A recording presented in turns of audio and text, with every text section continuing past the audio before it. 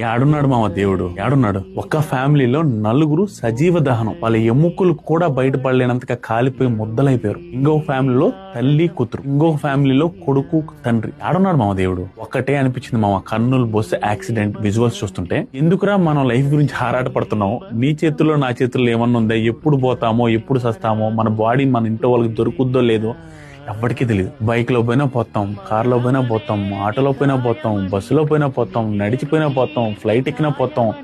ఏది ఎక్కకుండా ఇంట్లో కూర్చున్నా కూడా ఏదో అయ్యి చచ్చిపోతాం. ఎప్పుడు పోతామో కూడా తెలియని లైఫ్ గురించి ఎన్ని తలకాయ నొప్పులు, ఎన్ని స్ట్రెస్లు, ఎన్ని గొడవలు. ఎందుకు మావయ్యన్ని? ఎన్ని కష్టాలున్నా కుదిరినంత ఎక్కువ టైం ఫ్యామిలీతో స్పెండ్ చేయండి. ఈ రోజే, ఈ క్షణమే మనం ఉండేది, తర్వాత ఉంటామో ఉండమో అనేది గుర్తిరిగి హ్యాపీగా ఉండడానికి ట్రై చేయండి. చాలా బాధ అనిపిస్తుంది నిజంగా. ఎముకలు ముద్దలు దొరికేదేంది మామ? దేవుడు లేడు మామ నిజంగా. యాడున్నాడు మామ దేవుడు?